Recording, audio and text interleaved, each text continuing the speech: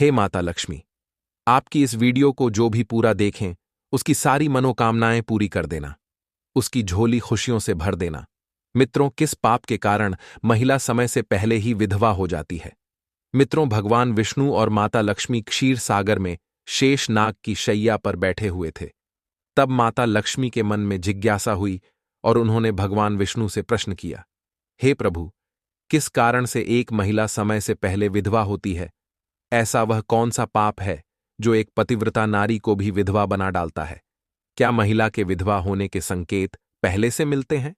तथा महिला का वह कौन सा अंग है जिससे यह पता चलता है कि महिला विधवा होगी या नहीं?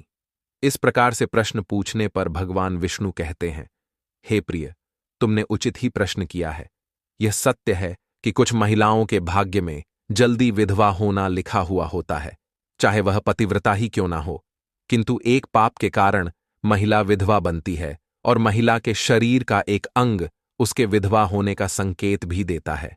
भगवान विष्णु कहते हैं, हे देवी, तुम्हें इस परम गोपनीय सत्य को बताने से पहले मैं तुम्हें एक कथा सुनाता हूं। इस कथा में तुम्हें तुम्हारे सभी प्रश्नों के उत्तर मिल जाएंगे, इसीलिए तुम इस कथा को ध्यान से सुनना। मित्रों, भगवान विष्णु ने माता लक्ष्मी को एक अत्यंत सुंदर कथा सुनाई है। इस कथा के माध्यम से भगवान ने समस्त मानव जाति के कल्याण के लिए कई महत्वपूर्ण उपदेश दिए हैं। इसीलिए आप इस कथा को पूरा जरूर सुने। इस कथा को आधा अधूरा सुनना पाप माना जाता है। तो चलिए शुरू करते हैं मित्रों। एक समय की बात है, मध्य देश में एक अत्यंत धनवान सेठ रहा करता था। उसका एक पुत्र और 3 पुत्रियां थीं। उसकी तीनों पुत्रियों का विवाह अच्छे और धनवान घराने में हो गया था, किंतु सेठ की एक पुत्री को दुर्भाग्य का सामना करना पड़ा। उसकी एक पुत्री विवाह के कुछ ही वर्षों के बाद विधवा हो गई और अत्यंत दुख में जीवन बिताने लगी। उस विधवा महिला का नाम सावित्री था। सावित्री अत्यंत सुंदर, गुणवान और पतिव्रता नारी थी, किंतु उसके भाग्य में जो अशुभ लिखा हुआ था वही उसके साथ घटित हो गया। सावित्री के पति ने विवाह के समय केवल सावित्री का सुंदर रूप और उसके पिता की धन संपत्ति देखी थी, जिससे उसे भी जल्दी ही शरीर का त्याग करना पड़ा। बचपन से ही सावित्री के शरीर के अंगों पर उसके विधवा होने के लक्षण दिखाई दे रहे थे, लेकिन किसी ने उस पर ध्यान नहीं दिया था। सावित्री के पिछले जन्म के कर्मों के कारण उसे इस जन्म में विधवा होना पड़ा था। भगवान विष्णु कहते हैं, हे देवी, अब मैं तुम्हें सावित्री के पूर्व जन्म की कहानी सुनाता हूं, उसे तुम ध्यान से सुनो। सावित्री का पिछले जन्म में एक ब्राह्मण के घर पर जन्म हुआ था। उसका नाम था गायत्री। वह ब्राह्मण राजा को अत्यंत प्रिय था, जिस कारण से ब्राह्मण का घर धन धान्य से भरा हुआ था। उसके पास बहुत सारी धन संपत्ति थी, जिससे ब्राह्मण बहुत ही उन्मत्त और गर्विष्ठ बन गया था। वह ब्राह्मण अपनी पुत्री गायत्री से बहुत प्रेम करता था, क्योंकि वह उसकी इकलौती पुत्री थी। गायत्री बहुत ही सुंदर थी और पिता के लाड़ प्यार से वह भी बिगड़ चुकी थी। उसके पिता उसकी इच्छा को पूर्ण करते थे, उसे कभी किसी चीज की कमी नहीं पड़ने दी। गायत्री ने अपने जीवन में कभी दुख नहीं देखा था और उसे अपनी सुंदरता पर भी अत्यधिक घमंड था। फिर जब गायत्री विवाह करने के लायक हुई तो उसके पिता ने उसका विवाह करने का सोचा, लेकिन उसकी एक शर्त थी कि जो भी गायत्री से विवाह करेगा वह उसके साथ उसके पिता के घर में रहेगा, अर्थात घर जमाई बनकर रहेगा। ब्राह्मण ने अपने सभी रिश्तेदारों को यह बात बता दी और चारों तरफ यह बात फैल गई। कई विद्वान और ज्ञानी पंडित गायत्री के घर पर उसे देखने के लिए आ गए, लेकिन गायत्री ने किसी को भी पसंद नहीं किया। गायत्री ने कई विद्वान ब्राह्मणों को अपमानित करके घर से बाहर निकाल दिया। फिर एक दिन एक अत्यंत सुंदर ब्राह्मण भिक्षा मांगने के लिए गायत्री के घर पर आया, जिसे देखकर गायत्री उस पर मोहित हो गई और अपने पिता से कहने लगी कि वह उसी भिखारी ब्राह्मण से विवाह करेगी। यह सुनकर गायत्री के पिता ने भी उस भिक्षुक ब्राह्मण को गायत्री से विवाह करने के लिए पूछा, तो उस भिक्षुक ब्राह्मण ने भी हां कर दिया और फिर गायत्री और उस ब्राह्मण का विवाह संपन्न हुआ। गायत्री विवाह के समय बहुत प्रसन्न थी। उसे उसका मनपसंद जोड़ीदार मिल चुका था। विवाह के बाद कुछ दिनों तक गायत्री अपने पति के साथ बड़े प्रेम से रहने लगी और उसकी सेवा करने लगी। लेकिन कुछ ही दिन बीतने के बाद गायत्री ने अपना असली रंग दिखाना शुरू कर दिया। गायत्री अपने पति को नौकर की तरह समझने लगी। उसकी आज्ञा का पालन करने की जगह पर उसे ही आज्ञा देने लगी। गायत्री अपने पति को भी उसके नाम से बुलाने लगी। खुद अपने पति के पैर दबाना छोड़कर अपने पति से ही खुद के पैर दबावा लगी। गायत्री स्वेच्छाचारी थी। वह पति को बिना बताए ही घर से बाहर चली जाती। कभी पति की कोई बात नहीं मानती थी। पति से पहले ही भोजन करती थी। किसी भी धार्मिक कार्य में पति के साथ नहीं बैठती थी और अकेले ही मौज करती थी। अपनी पत्नी के ऐसे व्यवहार को देखकर गायत्री का पति बहुत दुखी रहने लगा। उसने गायत्री को बहुत समझाने की कोशिश की, लेकिन वह कभी नहीं मानी। गायत्री अपनी ही मनमानी करती रहती थी। गायत्री की माता ने भी उसे समझाने का प्रयास किया कि महिला को अपने पति के साथ ऐसा व्यवहार नहीं करना चाहिए, लेकिन गायत्री अपनी माता की बात कभी नहीं मानती थी और वह जानबूझकर अपने पति को अपमानित करती रहती थी। दिन रात पति की बुराई करना, उसे अपशब्द कहना, उसे नाम लेकर बुलाना आदि प्रकार के निंदित कार्य वह रोज करती थी। गायत्री का पति भी उससे बहुत परेशान हो गया था। फिर एक दिन उसने बहुत विचार किया और गायत्री को छोड़कर जाने का निश्चय किया। गायत्री का पति बिना किसी को बताए ही अपने घर को छोड़कर चला गया। उसने गायत्री का त्याग कर दिया और वन में जाकर तपस्या करने लगा, क्योंकि शास्त्र यही कहते हैं कि बुद्धिमान मनुष्य को दुष्ट और स्वेच्छाचारी पत्नी का त्याग कर देना चाहिए, अन्यथा वह भी उसके पाप का भागीदार बनता है। गायत्री का पति वन में जाकर तपस्या करने लगा। गायत्री ने भी अपने पति को खोजने की कोशिश नहीं की और बड़े मौज से अपने ही घर में रहने लगी। गायत्री की माता ने उसे बहुत समझाया कि वह अपने पति से विनती करके उसे वापस घर पर लेकर आए, लेकिन गायत्री कहती, जाने दो माता, वैसे भी मेरा भीख मंगा पति किसी काम का नहीं है। उससे विवाह करके मैंने उस पर उपकार ही किया था, लेकिन वह मूर्ख मुझे ही छोड़कर चला गया है। ऐसे मूर्ख पति के साथ रहने से अच्छा है मैं अकेली ही रह लूं। मैं इतनी सुंदर हूं कि कोई भी पुरुष मुझसे विवाह कर लेगा। गायत्री की ऐसी बातें सुनकर उसकी माता भी दुखी रहने लगी।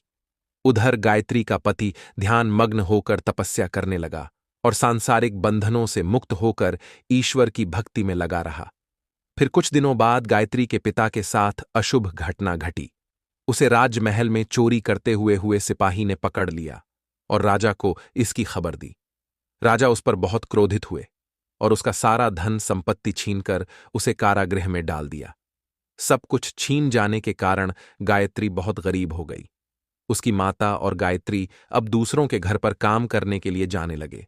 गायत्री के पिता तो कारागृह में बंद थे, तो उसे और उसकी माता को सारा काम करना पड़ रहा था। तब गायत्री को अकेलापन सताने लगा। घर में कोई पुरुष नहीं था, इसीलिए उनकी सहायता के लिए भी कोई नहीं था। अब गायत्री को अपने पति की याद आने लगी, लेकिन गायत्री का पति तो वन में सन्यासी बनकर बैठा था। फिर गायत्री अपने पति को ढूंढने के लिए वन में चली गई, लेकिन उसे उसका पति कहीं पर भी नहीं मिला। वह वन में हर तरफ घूमने लगी, लेकिन उसे उसका पति नहीं मिला। फिर वह एक जगह पर विश्राम करने बैठी तो अचानक उस स्थान पर एक शेर आ गया और उसने गायत्री पर हमला कर दिया और उसी क्षण गायत्री के प्राण चले गए। मृत्यु के बाद 2 यमदूत गायत्री को घसीटते हुए यमलोक ले गए। यमलोक में जब गायत्री यमराज के सामने जा पहुंची तो यमराज ने उसके पाप और पुण्य का मूल्यांकन किया। यमराज कहने लगे, यह तो अत्यंत पापी महिला है। इसने कभी अपने पति का सम्मान नहीं किया।